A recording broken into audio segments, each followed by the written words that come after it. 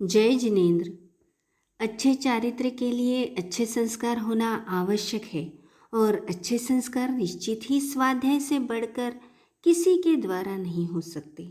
आज के इस व्यस्त जीवनचर्या में सहज स्वाध्याय हो, इस दृष्टिकोण से यह एक छोटा सा प्रयास, यह प्रयास आपको निश्चित ही अच्छा लग रहा होगा।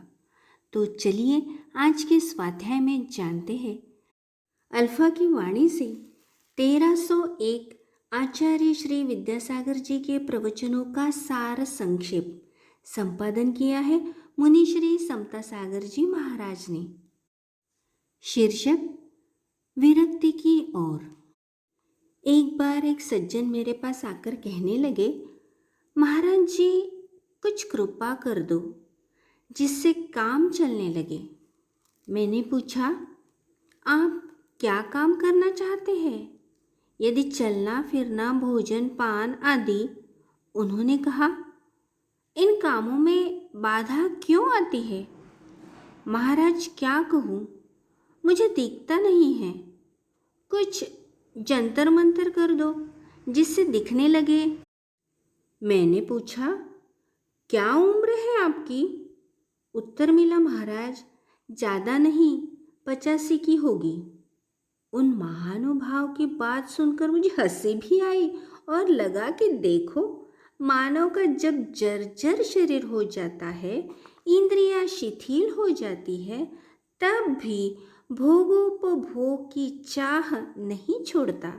इसीलिए नीतिकारों ने कहा है, यावत् स्वास्थ्यम शरीरस्य यावच्चेन्द्रिय संपदाः त्यावद्युक्तं तपः कर्म वार्धक्ये केवलम श्रमाः।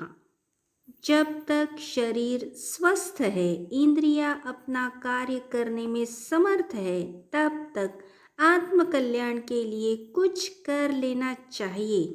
अन्यथा वृद्धावस्था में शरीर के शिथिल होने पर मात्र पश्चाताप ही हाथ लगता है।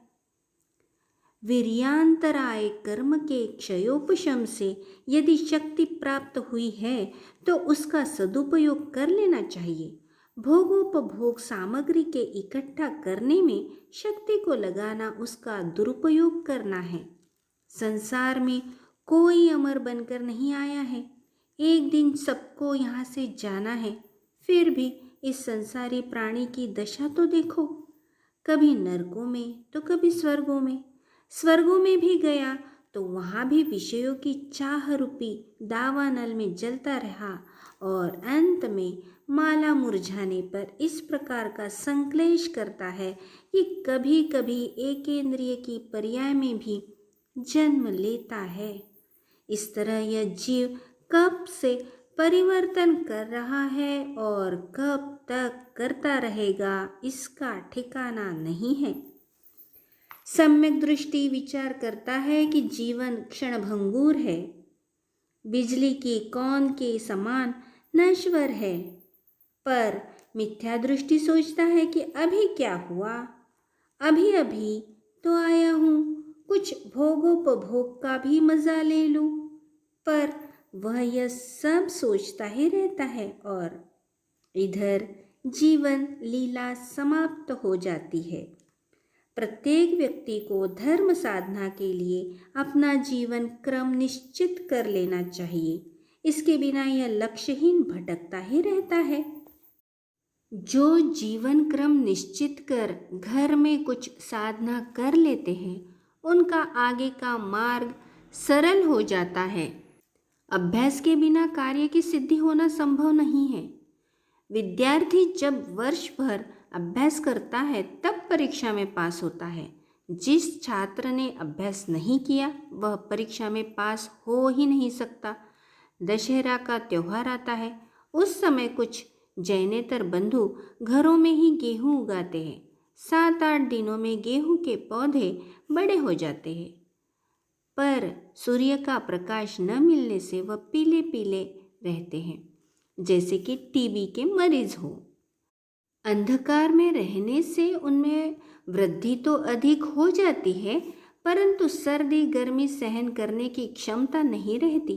जो पौधे सूर्य प्रकाश में बोए जाते हैं वे हरे भरे होते हैं और उनमें सर्दी गर्मी सहन करने की क्षमता रहती है। फल फूल भी उन्हीं में लगते हैं, पीली पीली कजलियों में नहीं। अतः कष्टों को सहने वाला व्यक्ति ही अंत में सफल होता है। विवेकी मनुष्य घर का परित्याग कर बाहर जाता है और सर्दी गर्मी को सहता हुआ आत्मकल्याण की ओर अग्रसर होता है। कहने का तात्पर्य यह है कि जिस प्रकार घर में आग लगने पर कुआं खुदवाने से कोई लाभ नहीं होता, उसी प्रकार वृद्धावस्था में धर्म का मार्ग अपनाने पर अपेक्षित लाभ नहीं मिलता। धर्म तो शरीर की शक्ति रहते हुए ही कर लेना चाहिए। जिस प्रकार युवावस्था की कमाई को मनुष्य वृद्धावस्था में आराम से भोगता है, उसी प्रकार युवावस्था की धर्म साधना का उपयोग वृद्धावस्था में किया जाता है। जब तक हमारे पास में समझ है, शक्ति है, तब तक हमें वीतरागता के मार्ग पर बढ़ जाना चाहिए।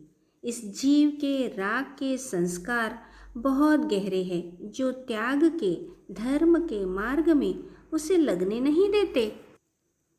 एक प्रसंग याद आ रहा है। बहुत पहले गृहावस्था की बात है।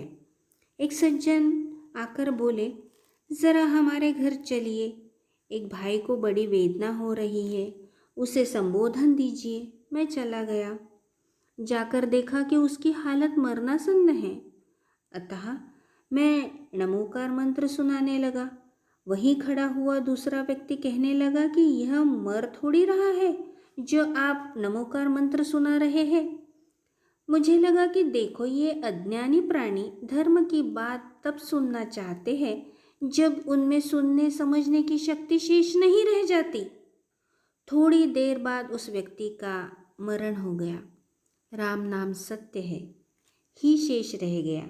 देखिए, आखिरी में यह प्राणी नहीं चेत पाता। जो क्षण जागृति के मिले हैं उनमें हमें कल्याण कर लेना चाहिए। इसी में हमारे जीवन की भलाई है। बिजली ऊपर चमकती है, उसे देखने से लाभ नहीं, किंतु उसके प्रकाश में अपने पैरों के नीचे की भूमि को देख लेने में लाभ है। हम लोग गुरुओं का उपदेश सुनते हैं, पर उस उपदेश को सुनकर अपने आप की ओर नहीं देखते। कार्य तो अपने आप को देखने से सिद्ध होगा। जो वस्तु जहाँ पर है वहीं उसकी खोज करनी चाहिए, तभी हमारा काम बनेगा। एक बुढ़िया की सुई गुम हो गई। उसे अंधेरे में ढूंढते देख किसी ने कहा, माँ, अंधेरे में क्या ढूंढती हो, उजाले में ढूंढो। जहाँ उजाला था वह जाकर वहाँ ढूंढने लगी। दूसरा आदमी आया, आकर पूछता है, माँ जी क्या ढूंढ रही हो? बेटा, सुई ढूंढ रही हूँ। बुढ़िया ने कहा, कहाँ गुमी थी? पता है, गुमी तो वहाँ थी, पर ढूंढ यहाँ रही हूँ। एक भाई ने कहा, उजाले में ढूंढो, तो यहाँ ढूंढने लगी। दूसरे आदमी ने कहा, तो यहाँ ढूंढने से थोड़ी ही मिल जाएगी। बुढ़िया झुंझला कर बोली, एक कहता है उजाले में ढूंढो और एक कहता है वहाँ अंधेरे में ढूंढो। किस किस की बात मानूं? उस आदमी ने समझाया कि जहाँ सुई गुमी है वहाँ उजाला लेकर ढूंढो तो मिलेगी, अन्यथा नहीं। यह तो रहा दृष्टांत। पर बात यह है कि हम लोग भी तो धर्म को कहाँ ढूंढते हैं? तीर्थस्थानों में, शास्त्रों में, ऋषियों के प्रवचनों में। परंतु धर्म तो हमारी आत्मा में है, उसकी उपलब्धि वही होगी। हाँ, मंदिर आदि को उसकी प्राप्ति का साधन बनाया जा सकता है। उसी धर्म को पाने के लिए बंधुओं, विरक्ति का मार्ग अपनाना चाहिए। इन विषय भोगों की लालसा को घर में भी घटाया जा सकता है, पर घटाया तब जा सकता है जब उसका लक्ष्य बनाया जाए, क्योंकि लक्ष्य के बिना किसी भी कार्य में सफल होना संभव नहीं है। जय बोलो महावीर भगवान की जय।